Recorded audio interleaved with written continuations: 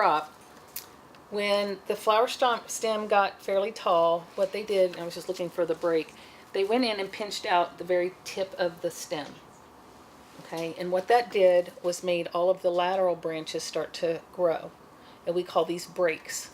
So in the field, when they're growing, you pinch it, and then it could be a couple days, it could be a couple weeks, then you start to see these little lateral shoots come out. So that's how they grow this. We call it a spray mum or pom-pom that has multiple blossoms per stem. Do you remember the football mums we had in earlier? Okay, so that was one really big flower. So they did the opposite. They left this tip bud on and took off all the other side buds, and all the energy of the plant went into that one big flower at the top. So this flower happens to have nice long breaks. That's the language we use. So the breaks are these individual stems. Okay, this whole thing is the inflorescence. This would be a floret. Okay, so I'm going to break these off.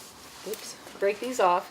And because I know these are going to be long enough for me to use in this design, just because I'm used to estimating the size. So I know I can use that. I know I can use this, probably this one, and now I get up to these two flowers at the very top. If I break this one off, it's barely going to be long enough to use with this length of the stem. So what I could do is either leave these two. This one might be long enough to use. I think it is. So I'm going to go ahead and take this one off. So now what I'm going to do is borrow from the length of this main stem in order to have a flower tall enough to go up in this number one position. So I'm going to hold this up and decide where I think I need to cut it. See, by itself it would have been way too short, but by using the rest of the stem it's going to work. This is probably still a little bit long, but let's just try it. So if I push that in an inch, I want it to be in the number one location someplace, but not right next to it. Doesn't have to be right next to it. So I think I'm going to take a little bit more stem off. So what do you think? Is that a good spot? So we're going to make this the number one chrysanthemum in that location. So next I'm going to look for some bigger flowers, bigger diameter flower, because remember you want your bigger ones toward the bottom, your smaller ones toward the top, and I have a choice now, right? Because these mums are different sizes. So I'm going to save these smaller ones for inserting them further up to the top and pick out the larger ones, which I think are these four right here, and position them down in number 2, 3, 4, 5 position. So we're going to call this one 1 and this one 2. So now you have a choice. Are you going to put this, you don't have to put it like right next to it like that. So you could either go above, you could go to the side. So if I went to the side on this one, I would go to the side on that side of this flower over here. So what do you think? Or I could go right above it, kind of split the middle like this. What do you think? To the side, kind of like this? Okay. So see how it has a curve? So now I need to decide, does it look better like this or hanging down? What do you think? Up? Okay. So I'm inserting that at least an inch. So since I went to the right of that flower, the carnation, I'm going to go to the right of the next one. So we'll call that number 1, number 2, this is number 3, number 4 right in here, and this one's a little bit bigger, so we'll call this number 5 right over here. So what's next? 45-degree angle. So I know I'm going to use all 4 of these. I'm going to pick them up together, line up the ends, and cut all 4 of them at the same time. That way I don't have to pick my knife up 4 times.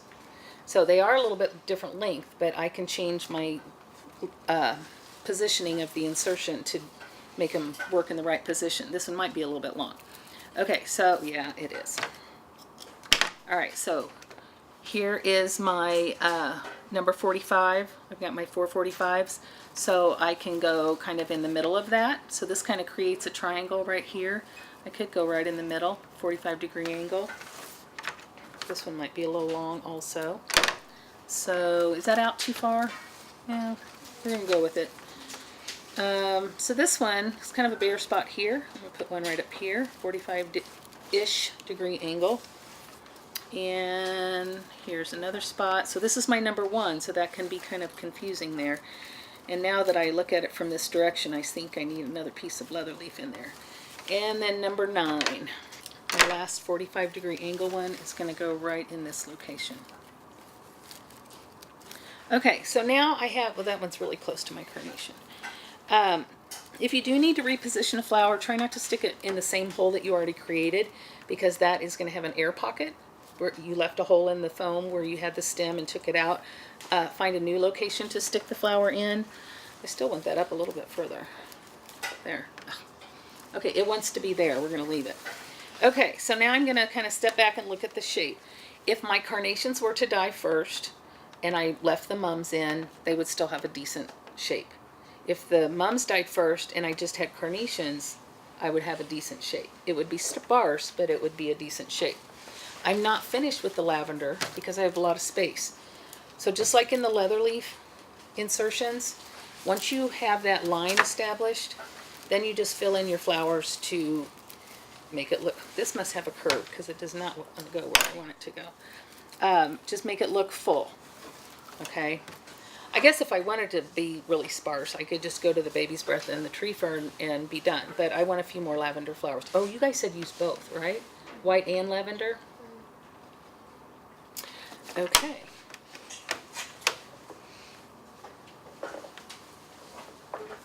Okay, so you like that look? All right, well then I'm not going to use any more lavender. I may, but I'm going to go ahead and put the white ones in next and then decide if I need some more lavender. Okay, this is going to be a challenging stem because the breaks are very short. So I think these are long enough, but look how short this is. This is like 2 inches right here. And this one's about 2.5. So that's going to be a challenge to figure out how I'm going to use those. I think I can use that, but I'm not going to have any really tall ones. So what can I do? I have 4 left. That's too big of a cluster to use all together, right? All right, so now I need to decide which ones I can take off. If I took this one off, this is the shortest one, those 3 would be kind of far apart, but still that's a big cluster of white. Maybe I could use that down low. What if I took maybe these 2 off and use those middle 2 together? Okay, they're a little bit further apart. Maybe that's what I'll do. So I'm going to break that one off and that one off. And now I'm going to use these 2 attached to the main stem. This is where it was pinched, the stem sticking up right here, when the grower was growing this. I'm going to cut that out so it doesn't look like it was a broken stem. And so I have this nice long stem, and I need to decide where I'm going to put my number 1 white one. Someplace right in here, probably. Too long. That might work. Okay, it's kind of a tight spot, but it's going. All right. So it's important if you're switching colors now to make sure that you get them distributed throughout the whole design. So I don't need to necessarily follow that exact pattern of 9. I just want to make sure I have some white ones down low, in the middle, and up high. It does help if you go somewhat in a sequence, because then you don't forget where you were inserting flowers and you don't end up with a whole bunch of white ones on one side and nothing on the other. So I'm trying to go around the base first. And now I'll start angling them upward a little bit.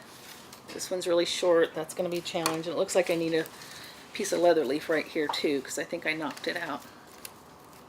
So I'm looking for the corner of the foam that juts out a little bit further. That might still be a little short, but we'll see. Okay, how about there? And so do I need a few more lavender or a few more white? Maybe a white one right in here.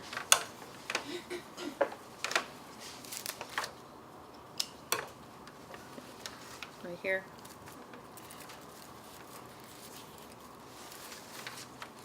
So hopefully everything that I'm inserting looks like it's coming, I'm aiming it toward the center, so it all looks like it's coming from the same location.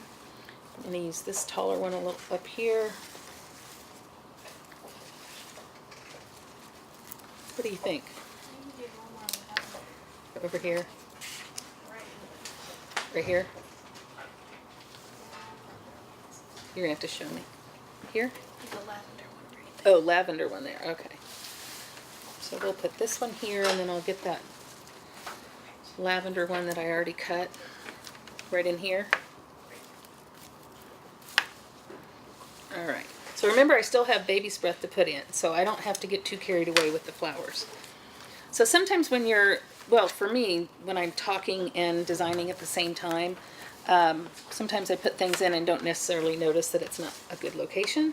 So sometimes it's nice to walk away, go to the other side of the room, get another perspective, have your friend look at it, and say, because you may not see some flowers sticking out further or something's too far in. So what do you think? Anything else? The kind of drooping down. And then I had that one spot. Oh, this one, yeah. It's getting stuck on the table. That's better. Okay. So you think I'm ready for filler? Yeah. I think so. All right, so tree fern would go in next. You want to put the tree fern in next because if you were to put baby's breath in first and then try to insert this, it pushes the baby's breath too deep into the design. So let me get a full piece to start with. Okay, so this piece is kind of full to use by itself. So what you can do is just break out the middle piece, leave some of those attached, and then figure out what location to put it in so it's not too short and not too tall. So and because it's a filler foliage, it can extend out just barely beyond your flowers, not too far. So I usually go down the stem, breaking off little sections like this, bundle them together, and then insert them. And then when I let go, I can kind of tug those out to the side. So one piece fills in a large area. Just work my way down the stem. So this one's a little bit longer. I'm going to use it a little closer to the top.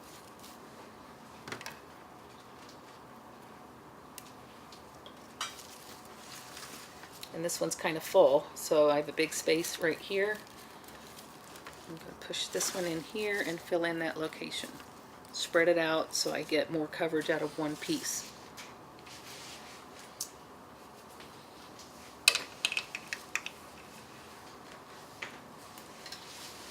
So if you're going to use a filler foliage, make sure you incorporate it and repeat it throughout the whole design.